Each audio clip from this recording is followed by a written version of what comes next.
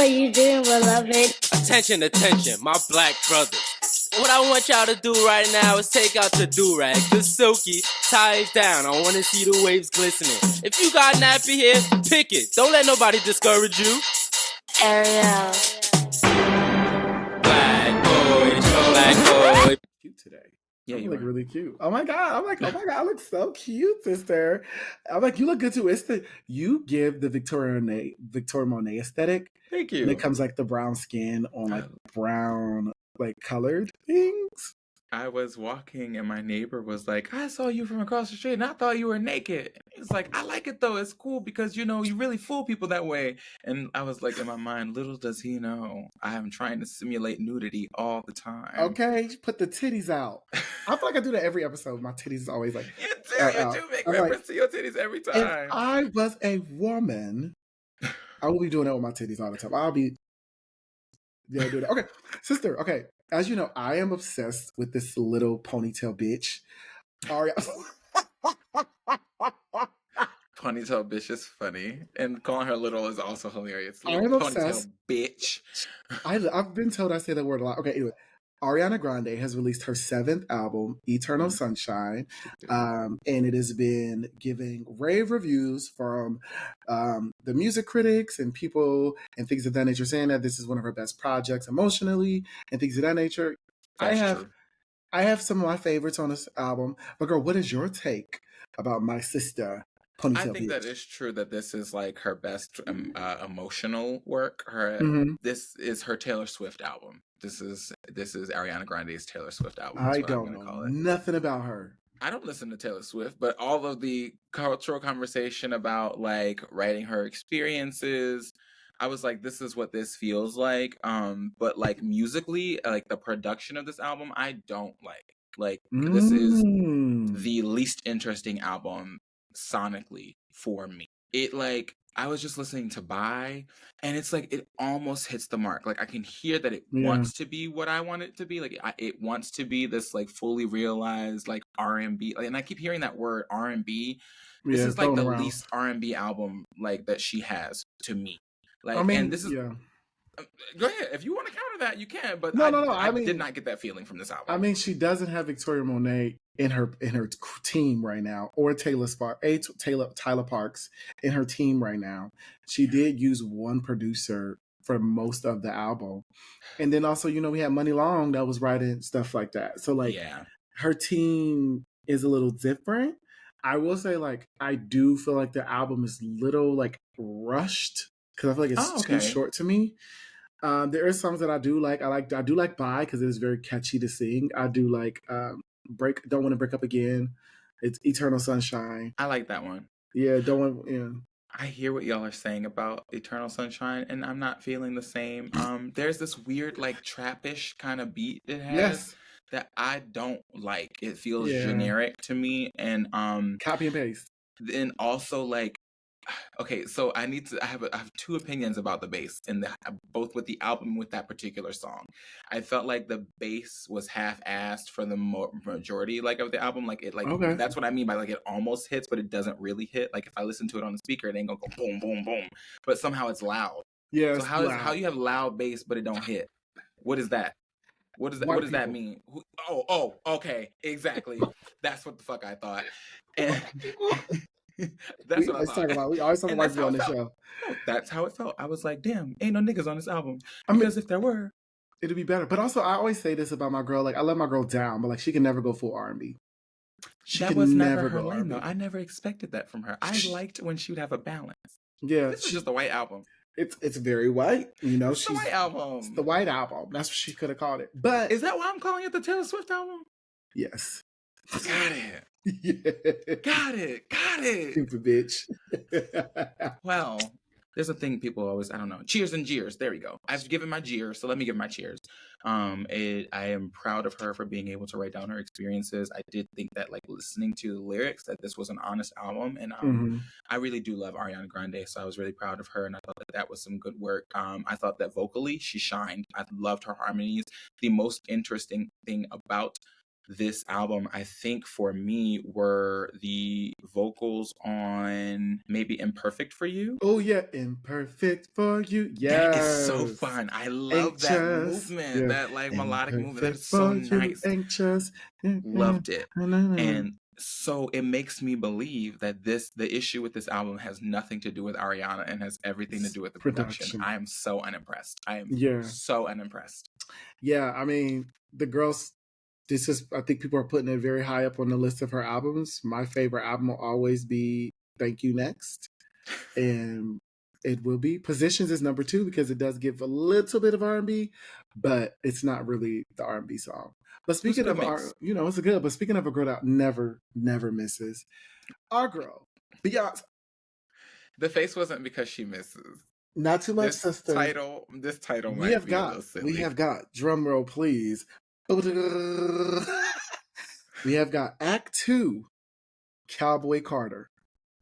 I'm about to be decked out. Okay, I'm sorry. It's just like you said it and it didn't hit for me because it doesn't. I have to tell the truth. I can't lie. I'm sorry. I can't. I love Beat Down. I really do. I'm so excited for Cowboy Era.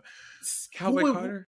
What would you envision this will be called then? I don't know. Like, because the best I had to offer was Year of the Yeehaw, and that was because I was living in the past. Yeah, I mean, I'm not saying it was good. The fuck is Year of the Yeehaw, girl? I guess it's hard to name a country album, huh? I mean, she could say Texas. Cowboy Carter. Yeah, I could have said. I'm sorry. That's the best you had to give me. I could have said. She could have said Texas. She could have said. Somebody said she could have said country. My friend Austin. She could have said just like Renaissance. She could have said Giddy Up. Negrodeo was another one he had put on his story. Negrodeo. Didn't you love that? I don't you love that? Or just call it rodeo. Honestly, if you want to go I would have taken rodeo. If you want to go with like one word, Texas rodeo even. Like rodeo. Anything simple. Cowboy Carter. Yeah, Texas rodeo. Yeah. I'm sorry. I'm so sorry because I don't want the girls ain't gonna come for us. We love Beyonce. Like, I love y'all and I love Beyonce. I swear I do. I really do. But Cowboy Carter is not it. We love her though. We love it. I was like, oh, I do love this shirt. I got my B-Box. Did you order your B-Box? I did not because I wanted it for my birthday.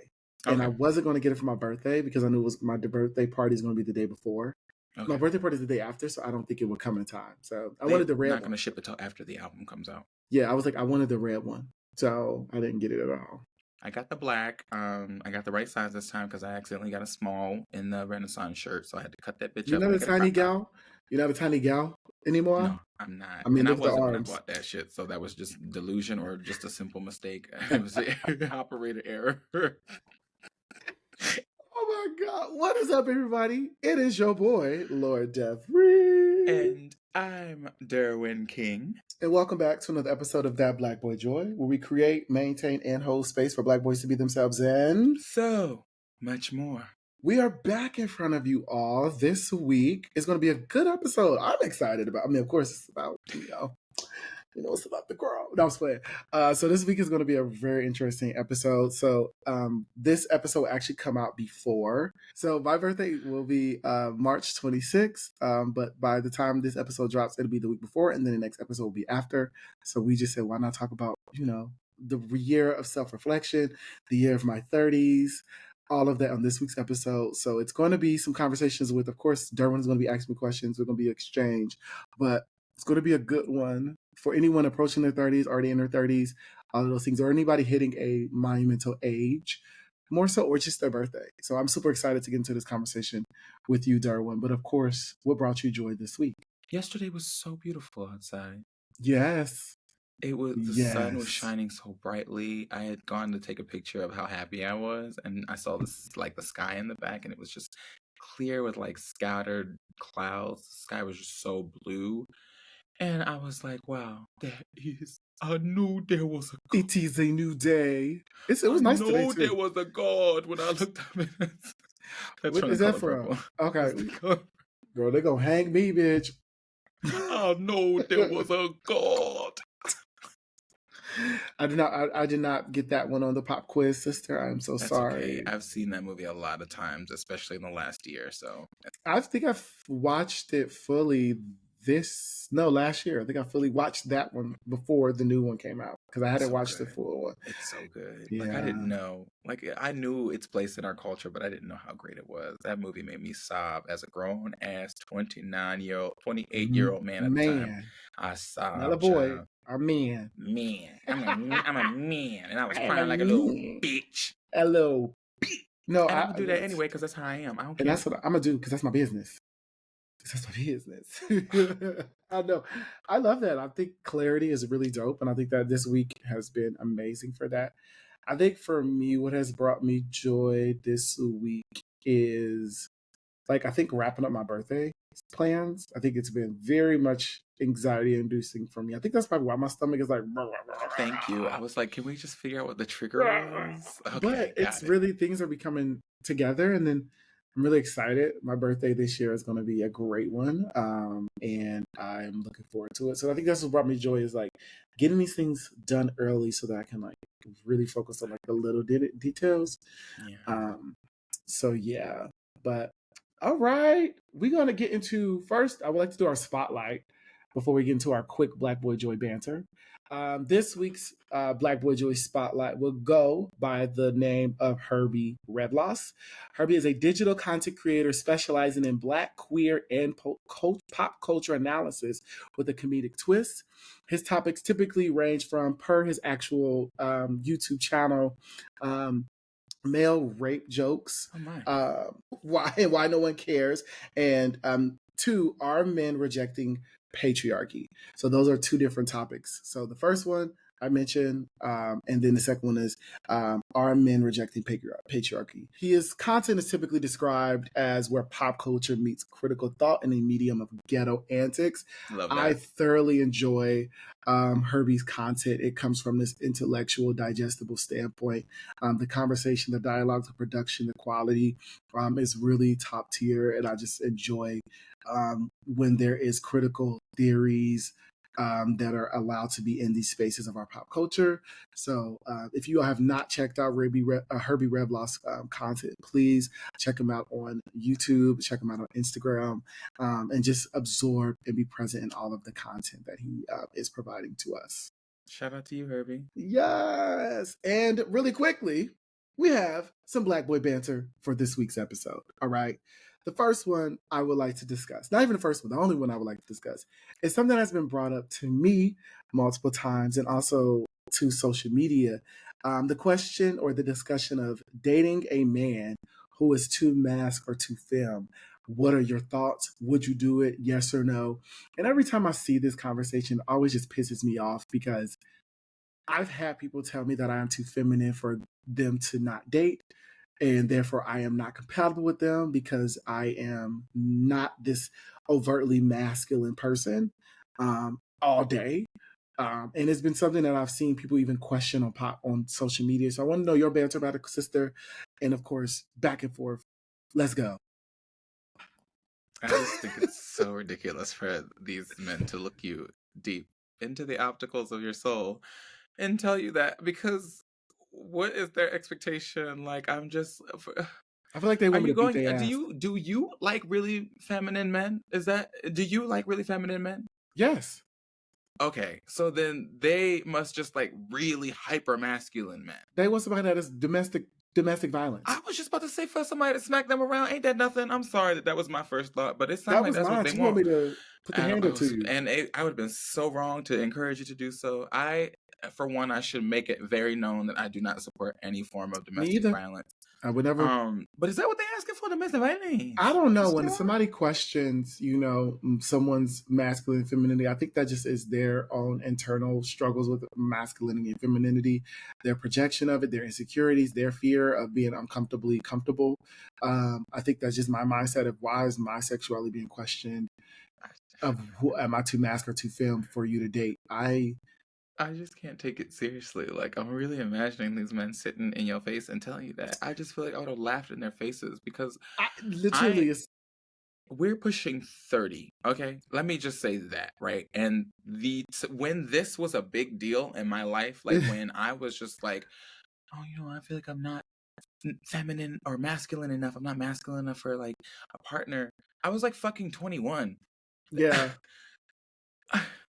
I was like, girl, it's like, what are we doing? For that. Like, I'm sorry, guys. Like, that's for gabies to figure out the gender experience and like. So I'm just so incredibly thankful that I've had to go through my own experiences with gender expression and figure out what it means to me and how I show up Yeah, because I take people as they come. And what I've yeah, learned is that I like a balance. I like men who balance me out. And because my gender expression can go any way, I exactly, typically like sister. men who are the same. Gut me So out, and then I gut you out. I could get like like, you know, I love, you know what I really love? Tell me, sister. I really love a butch queen. Ooh, I had to really come to terms with this. I I really have to love come a to terms. butch queen. Listen, my name is Desmond here, and I'm a proud butch queen. I'm Let a me tell butch you queen. something. Like, I just the mix of like to present masculine and yeah, then really queen out. I don't know. I just what a good mixture of gender. Like I just yes, feel like I love a gender bender. I love masculine women for the mm-hmm, same reason, but like I just love a person whose gender expression really like is fluid in the way that mine is because I don't want anybody expecting me to be the polar opposite of them. I don't want yeah, anyone thinking I'm gonna be this super feminine person all the time because I'm not. Now you like I right. said, you gonna see me in my moo here and there with my Okay, hand on my back like somebody's okay. So my mama, cooker, you better come and get this somebody food. grandmama. And Charge, your lunch is ready. looking just like Miss Nut, I sure will. And sometimes you'll see me in my little lingerie. I got a couple lingerie pieces in the back. And then sometimes you'll see me in my like boxers or Yeah, boxer briefs. And like a comfortable. fucking white tee or fucking tank top, and I look like Yeah, Trade. I might look like Trade, but I'm probably not gonna act like one. I'm a butch queen, But bitch. I'm a butch queen, bitch. so I mean, I want a man like that, I and I yeah. would never look a man in his eyes and be like, "You're too feminine for me." And to me, it's also like I would love to just see my partner exist and Yeah, allow them to exist in any way because I think that that brings out the authenticity, and I think that that is just monumental because in society we are told we are only a value. We are not to be something that we air quotes cannot be. So I think that for you to tell your partner, "Oh, I don't want you to be masculine. I mean, I don't want you to be feminine, or masculine in this type of way." It's like you're really putting this person in a box and trying to contain them in that. So for all the niggas that say that to people, I think you need to work on you don't yourself deserve because love. you don't deserve love. You're insecure, childish, crazy, Just kidding. and I hope you. I was going to say something negative, but I just hope you just get well. And that is my banter for this week's episode. No, they really should get well. They should see someone. Because even if they do deserve the love, they're certainly not ready for it. They don't. They don't deserve it. And that's why they're not going to get it because they're They don't. shallow. All right, you all. We are going to take a quick break before we get into our episode of self reflection. But like we always tell you all, please make sure you follow us on Instagram, subscribe to all of our content everywhere. We always say it at the end of our episode, and you already know where we're at. But like we always tell you do, please do that, and we'll be right back. You don't feel petite? No, because the niggas little wanting to climb my back. I'm a big ass Oh man. my I just won't God. can't I do the climbing sometimes? I want to climb trees. It's you know when Nene was like when that little dog was Kenya's dog Velvet was jumping on her. She was like, That's what it that's was what I be given. feeling like when these little niggas is approaching Wanting to me, climb your back, girl. and it's like they be cute, but like they so small, and I I mean, want to but they be might do the job. small. You can be small, girl. Just or Lord, shrug your shoulders, yeah, and just like crouch, girl. And you can be down there, like, what's up? I mean, you better look deformed. I'm coming to the realization that like I can't be 6'1" and be baby. I can't. I just Yes, you gotta. can. You can. You It can, seems so sister. impractical. Y'all, we are back. We are back with this week's episode. Of course, everyone to chime in on our conversation. Y'all can add it to the chat or on the comments, not the chat, the comments. But that's the conversation, girl. That is a conversation for another episode. Can a little man climb your back? That should be the title. Can a little man climb your back? Because the niggas I'll be talking to, petite, okay? And I have no problem with that. But it is because I like to feel big. Exactly. Like Exactly. Okay. All right. So we are going to get into the meat and potatoes of this week's episode. We are always diverging off. Is it diverging off or diverging off? What is that? What's the word? It might be divert, but no, I think you're right. I have ADHD. You can't ask me a question like that and then expect me not to look up the answer. You can't do that. That's not how my brain works. You can't. Like, you thought I was gonna move on? Yes, I No, did. I can't. Remember, I literally cannot.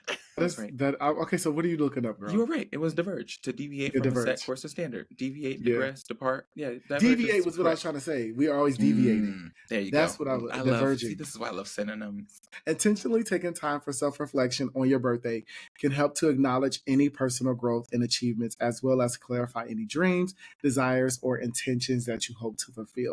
And I think that this is a great conversation because birthdays are to be monumental. Those are times to be celebrated. Those are times to be unapologetically you. And also your 30th is a huge milestone. Every one time you hit one of those, decades, you always should self-reflect or look at those times.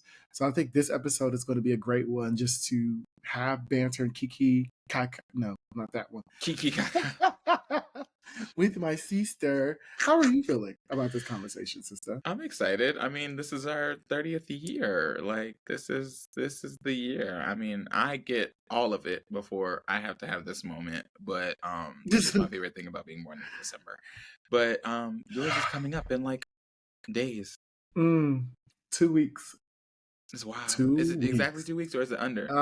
So my birthday is on a Tuesday, so it's less than 2 weeks. So yesterday you're would have been 13 2 days weeks. away from your birthday. Yeah. We about to be on your 13th reason. 13th Reasons. I never watched that show. Shut up, bitch. I'm actually excited, motherfucker. The hell. This is your 13th reason why. Shut up, bitch. Well, I'm excited about my 30s. I don't know why. I feel like you always say, you're getting closer to death. So, I'm telling people I said. Derwin always says that when you hit another age or when you wake up the next day, you're always getting closer to death. We are. We're never getting further from it. That's the truth. I'm sorry for pointing out the truth. It is true. We said, why not reflect? But my 30th, I'm excited for. I think my 30th is going to be a great year. Right now, it's already been gearing up to be a great year. I'm looking forward to excited. I felt like I was always afraid of 30 because I was like, bitch, you old.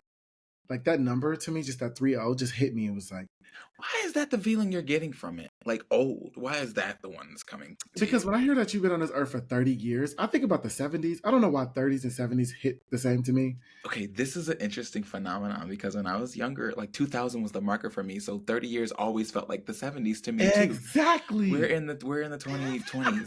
we're 20 years from that now. So when somebody say 30 years ago, bitch, I'm in my head like 1970. Yeah.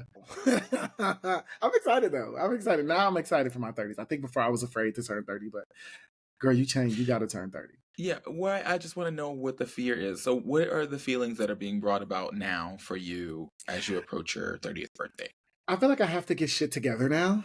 I feel like my 20s were just like the years of me just being careless, but like still being a young adult. You and I think so much. Yeah, like I think my 30s are like, okay, girl, you now have no excuse why, you don't know what your credit score is, or like you have no excuse on why you don't know what your, Roth is. I think for my 30s, I have to buckle down and actually think about next steps. And I think I wasn't really doing that before. I think it was just like, you gonna fuck up and just keep fucking up. But now I'm just like, girl, you have to be able to understand something in your 30s. Do you really think you've been fucking up your entire 20s? Is that really what you think? I don't think I've been really fucking up, but I just think that I took a lot of more steps than a lot of people did. I think I was just taking way more steps. I think it just was because I'm very hard-headed and I'm very difficult in allowing someone else to give me control, like to have control or tell me what to do. So I always learned, and I always was thinking that you have to fall in order for you to know how to get up. And I like purposely wanted to make mistakes at this age so that I knew what those mistakes could be avoided when I'm older.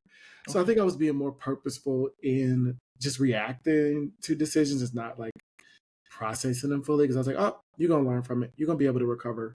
So yeah, and I think my 30s is like, you really like, to me, like if you're not thinking about like a family, or if you're not thinking about like your fight, like generational wealth, or like buying a house or buying a townhome, I think to me is, and it's just me, I need to work on that. It's just like, or what do you want to do, like career wise, longevity?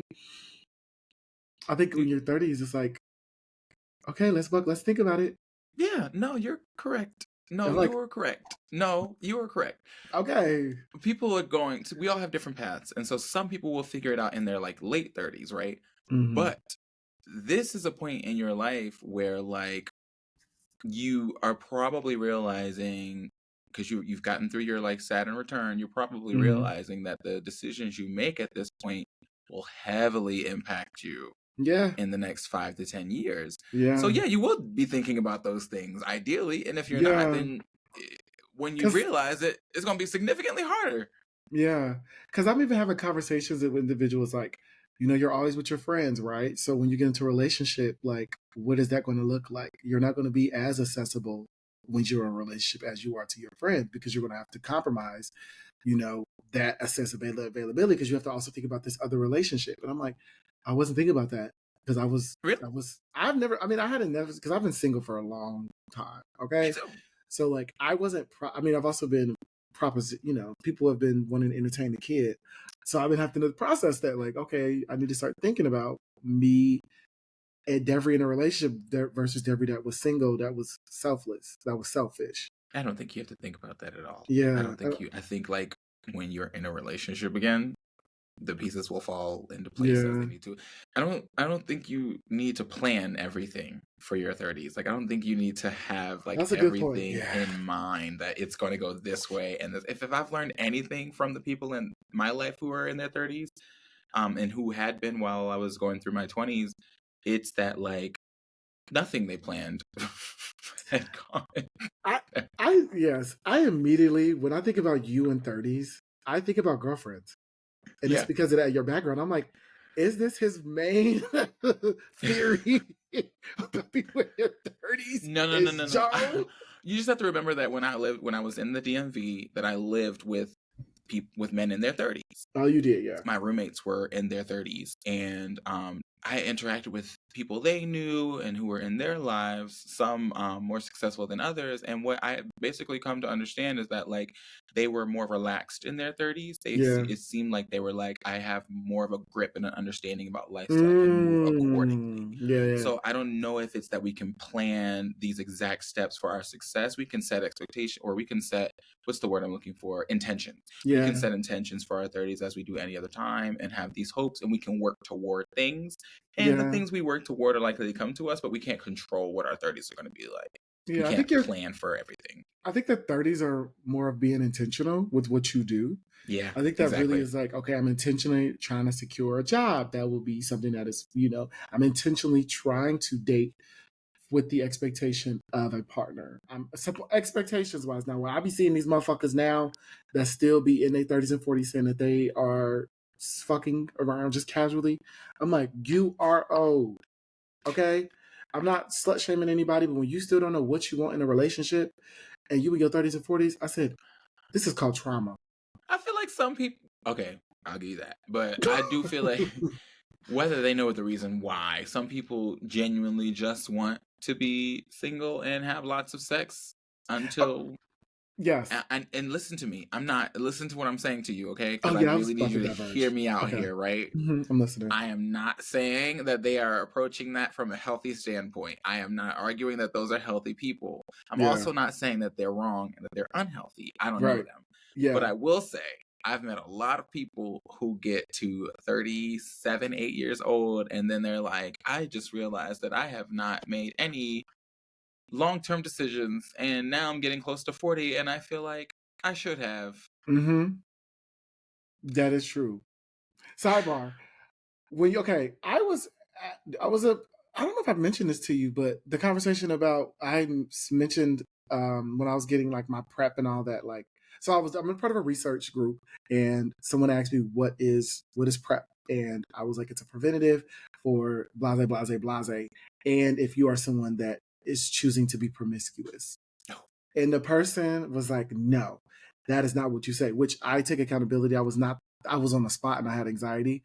He was like, what you're supposed to say is sexually successful. Have you heard of that? That was the only thing. I was like, y'all eat my words. I will take accountability. I should have not said promiscuous because that was not my intention. It was the first thing. But sexually successful? That is not the reason that I would have corrected you. That is, Okay. I don't know anything about being sexually successful. I don't know anything about being sexually unsuccessful.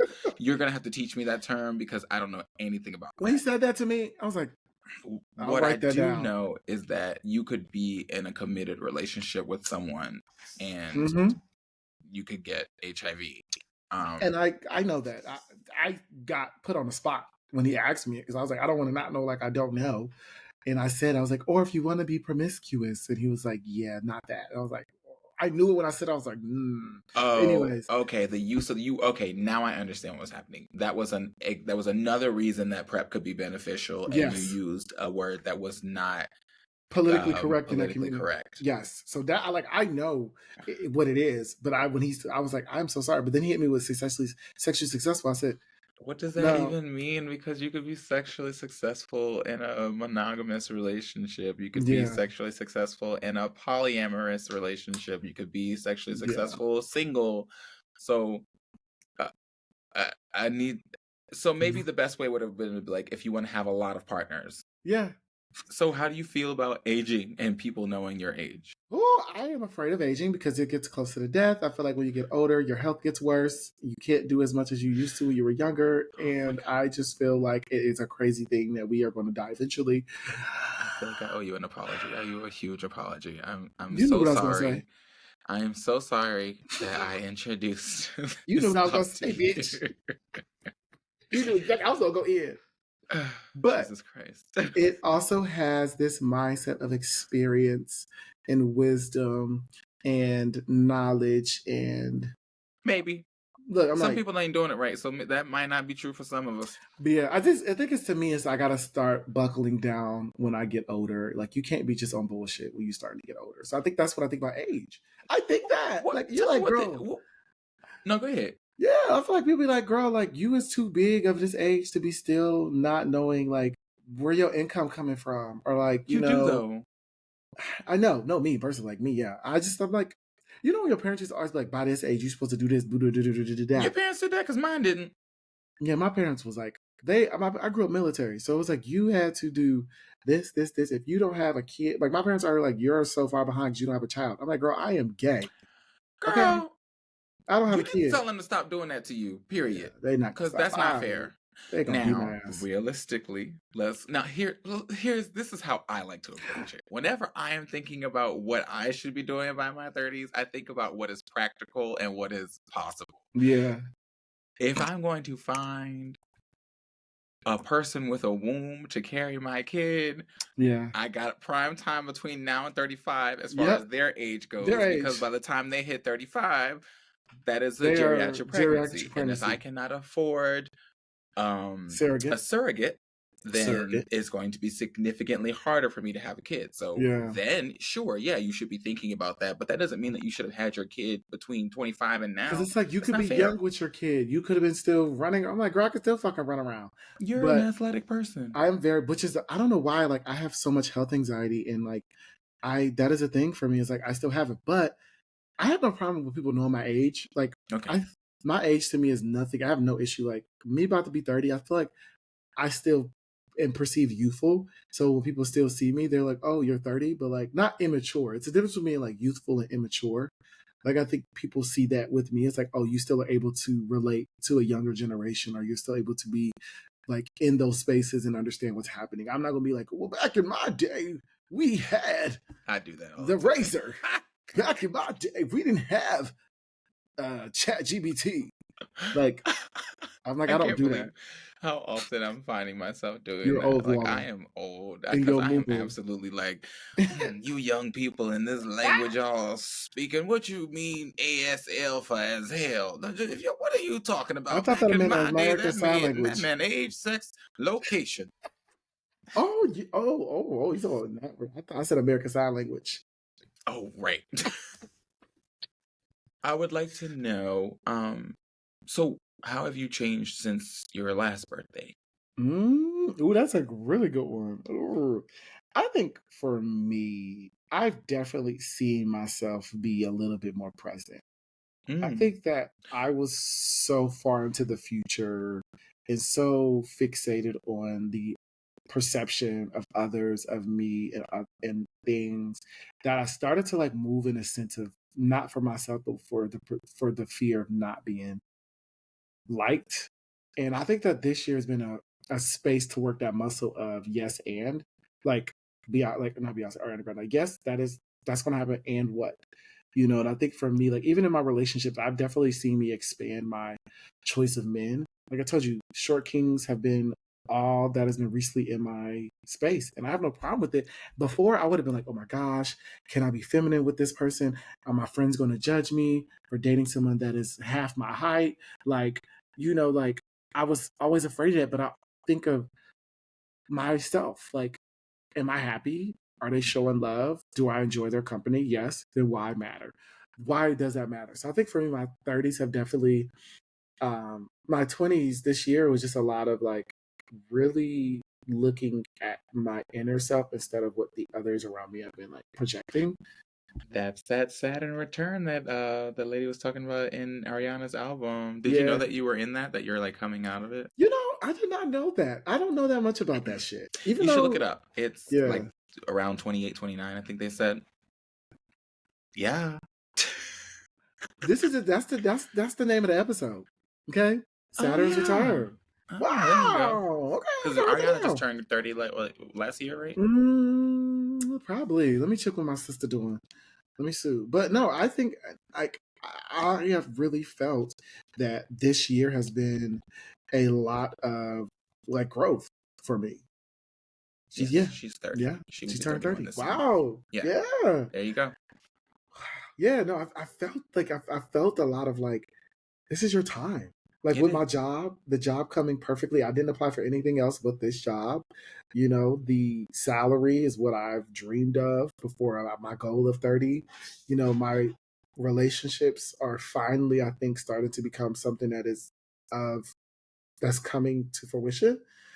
And then also the relationships that I'm having, like I feel like they're very like platonic relationships are very strong, Yeah. So I think that this year's been helpful. And I think it's also me. I think I talked about it. That episode, Embracing Curiosity, has been year to literally, I think that's what the next phase of my year is going to be.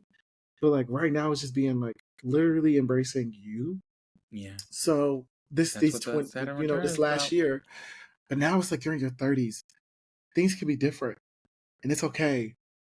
You're And really so like, free. yeah, I'm like, you have stability now. You do. So be free. So You absolutely do. yeah, that's what I think about. And I'm excited. I think it was something that like this year I reflect about it and I look at it. It was like you worked that shit out this year. Like this year, you really seen some tangible takeaways that you can put on the board. You can put on a point for Dan. What are you ready to let go of?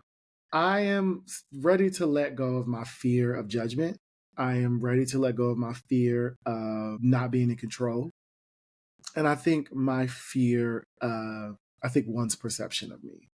I don't know if I think it's all external. I think it's a lot of me being worried about my family, my friends, others that I don't know having an expectation or a judgment on what I choose to do in my life that brings me joy and brings me happiness. I think I've too often allowed the peanut gallery navigate my life for me because I was afraid because I didn't trust my gut. So I was like, let somebody else do it for me. But it was like, didn't feel right because I still have this sense of like wanting to be in control of my life.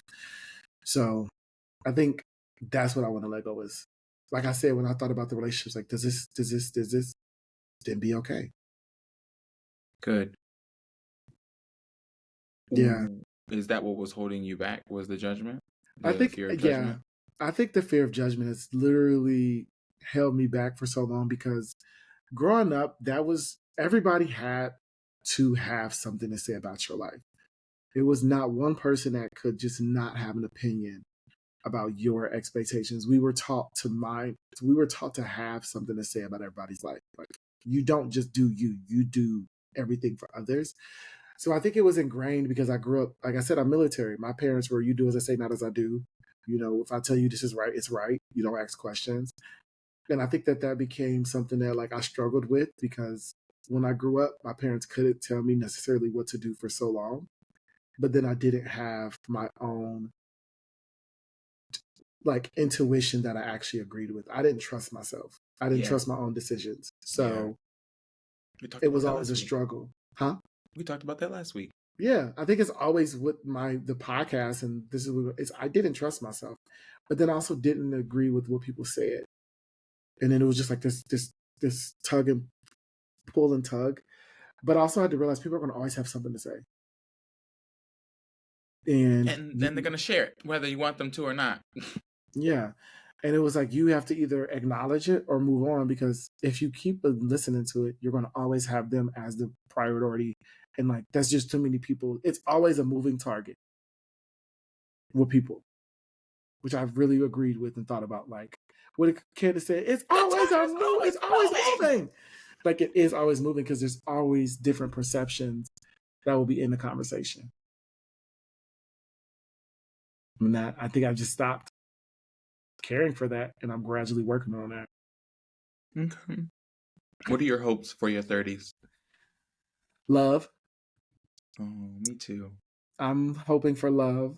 Oh. I am. I think that's really the love from someone else, not just me and my family and friends. I've always been yearning for that person that could be a reminder of happiness, not a source. I almost said source. I meant to say reminder of happiness, because I felt like that is something that I've always missed, is that space of, like, I've always wanted to be someone that didn't always have to be on, which goes back into that masculine feminine conversation. Like, I feel like I always had to have the answers, always had to be the protector, always had to be in, like, with dates, I always had to pay, I always had to, and I feel like I want somebody, or I've been wanting a relationship that you don't have to do that, because I love you for you and I want you for you. So I'm looking for that, and I'm hopefully I get there pretty soon. But yeah, I think love right now You is what deserve I'm it. looking for. Yeah. I think that your dedication to your own growth, your multifaceted growth, shows that you are ready for that love. And I think even in the last couple of months, you've made a lot of progress in your love life with clarity. So I hope you get it. I know that you're already well on your way to a path of success in your career. So I'm not surprised that you didn't mention anything there. Because I know, because exactly. and that's not even to toot my own horn. The girl knows how to get a job. The girl knows what to do with a job. She does. Now I have to, like, okay, how do you maintain a relationship that's intimate? And that, I think that's something. I haven't been in a relationship in 7 years technically. Like my last official boyfriend, 2017 or 2018. Me and him used to always go back and forth about when we actually broke up, but we technically broke up in 2017. But yeah, it was just like how to now navigate this at an adult age. You know, my last relationship, I wasn't in this financial space that I am at now. You know, I was in a space where I couldn't do as much as I wanted, and now I can do that and more. And I'm ready to share that with somebody, and I'm ready to do that unapologetically. And I think I've started to silence the noise as I needed to, because that, I think, was, there could have been so many guys that have been right for me, but I was listening to so many people and probably missed out on that timing. But I mean, things work out in the way that it should. But I think that, yeah, I didn't want to say my job, because I knew that's something I know is going to be, that's going to happen, because I know my work ethic is, nobody can compare to that. Speaking of being an adult, would 5-year-old Devery be proud of current adult, almost 30-year-old Devery? Yes. Oh my God. Yes. Oh. It would be.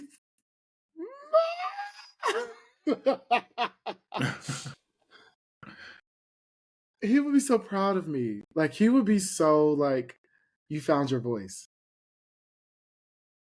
And he would just be like, I can't wait to find it. Cause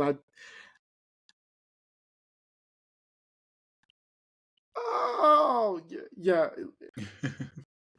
I think the 5-year-old me and the kid growing up, I just wanted to be free. And I wanted to just live and run around and just be happy and just not think about people's perceptions of, am I too feminine? Am I being a boy? Am I being a girl? Like, I think it was just so many pressures for a child that I didn't feel like I get to be youthful. Yeah. I didn't feel that as a kid because I felt like I was too busy worried about, am I playing with the right toys? Am I playing with the right, am I hanging with the right people? Am I doing these things that society would not say is the thing that I should be? And I lived with that as a kid. I knew that it was like, I didn't date anybody in high school because I didn't know what I liked and I didn't even embrace love. I didn't do those things. And I know 5-year Devery struggled with that all his life because he never found his youth until he decided to find his youth without constraints of everybody. And I think that it's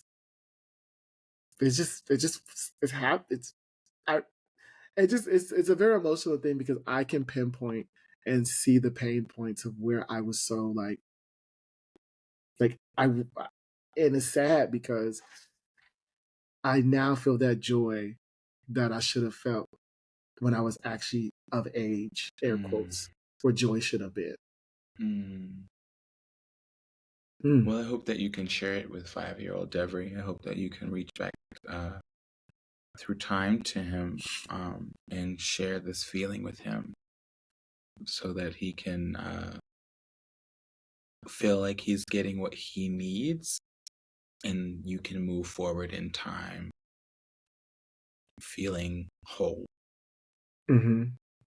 I think sometimes I still go back to him. You should. I think we all should. And I think that sometimes it goes back to the trauma point of 5-year-old, not the free part, which I want to bring to that young boy. Yeah. Is that space of freeness and that space of joy. And I don't want to go back to that space of fear anymore, or that space of rejection, or that space of playing with toys by yourself because people didn't want to be associated with you because you were queer or different. Yeah. You know, I think that's a feeling that a lot of us can relate to. I mean, I'm hearing you say these things and it is like hearing my own experiences repeated back to me. So I can imagine that if you're feeling this way and you're being vulnerable enough to share it and it's resonating with me without question, then that means that there have to be thousands of us out there who feel the same. And perhaps, this Saturn return will give us all an opportunity to reach back to 5-year-old us and tell them, like, it's gonna be okay. Yeah. You'll get there. Like, you'll be there. I'm like, Devery, girl, you go get there. You go live it. You go that little shit you used to do. And I think about it, and I think that's what makes me uniquely myself because I am multi-hyphenated. I'm very adaptable. I'm very socially intelligent. And as a kid, I use it as a survival method to like be able to navigate spaces. But I think it's also something I really enjoyed. I was a curious kid.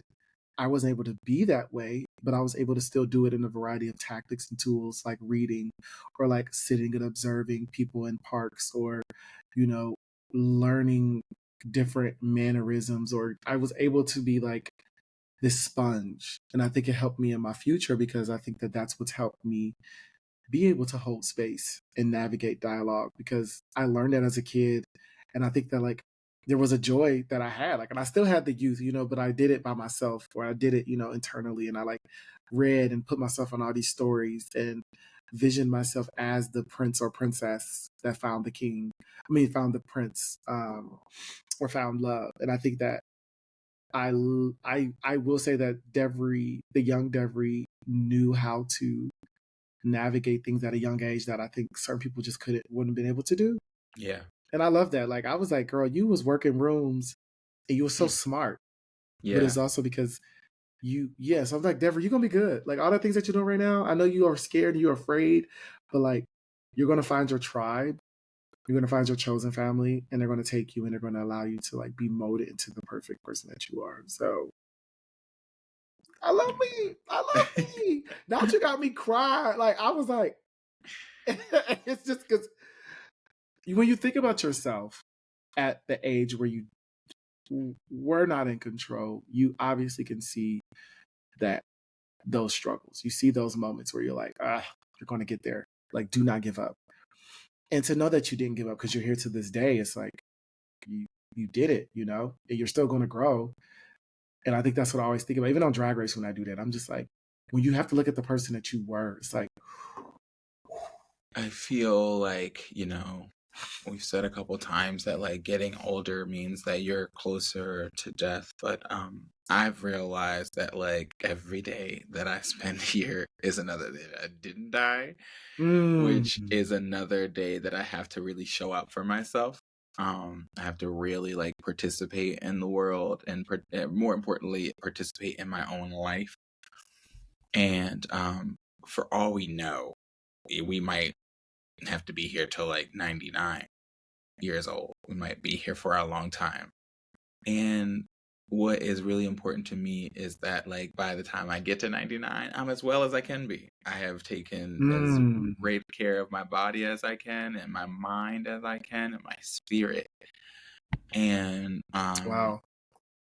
You know, hitting a milestone like 30, I think is a great milestone for you to prepare for that. Like, no damage you've done is irreparable, right? But everything you do from this point forward is really going to set the tone for the rest of your life. So make good decisions and make sure you make them with love for yourself and for your community. Thank you. You're welcome. I think that that's a great ending and a great transition, because I do value that, and I think that helps that mindset of, you know, that's another day you lived. Not many people have been able to see this age or be here. So I know me and you always joke about, you're going to die one day, but you have not, you know, passed, and you're still here. And I think that it, like you, that comment about I've lived as much as I can. What was that? You said that comment about the like when you get to 99. Yeah. Like, wow. Thank you, sister. Like, it's something about your. I really do just. I value how you listen, and I think that friendships. Sometimes you don't get that type of friend that will genuinely listen and aid in the continuous growth and support. We've seen each other through a lot, and I can't wait for your 30th, because we're going to have that conversation too. Girl, you're still young. Okay, calm down. Okay, I'm gonna get here. Turn 30 first and see how it looks. I'm gonna watch y'all get. I'm gonna watch y'all get in first. Is it safe? Is it safe? Okay, I'm gonna dip my toe in. I'm gonna watch y'all. But no, I genuinely appreciate the banter, the joy that you bring to these conversations. Even though we can be pessimistic, we genuinely love and life. Yeah, and I will say that I do love life. It's just me and you, girl. Our banter, we just be like, oh, and you're gonna die, and we're all here. Oh Lord, you gotta have don't take life too serious. That's why. Healthy dose of pessimism. We need it. I think we're equally optimistic too. We are. But if you all would like to hear more of our pessimistic banters, you can follow us on our social media. Derwin, tell us where they can follow you at.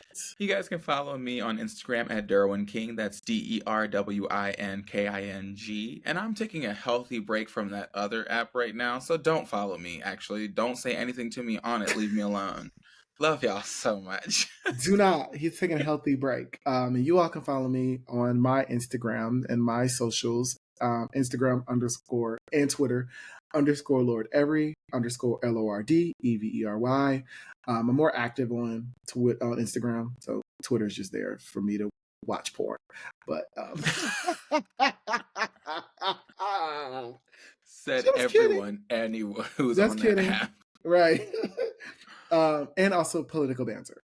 But if you all would like to continue the conversation on our podcast social media, you can hit us up at That Black Boy Joy Pod on Instagram. You can hit us up at That Black Boy Joy on Twitter. You can also hit us up at our Gmail at thatblackboyjoypodcast@gmail.com. You all please like, subscribe, follow, comment, have dialogue. We really appreciate the numbers that we're doing. You know, the page is reback. It's back up, and we are super excited to get you all here. But we need you all to like, subscribe, follow. Press that follow button and tell your friends to follow, and tell your uncles and your aunties and your mama, your daddy, your grandmamas, and your grandfolks, all that, and your cousins. Tell your damn sure tell your cousins, because you know they need a good word in their spirit. They do. They do. And also YouTube, That Black Boy Joy podcast. No, That Black Boy Joy is on YouTube as well. Like we always tell you all, please be so in love with who you are.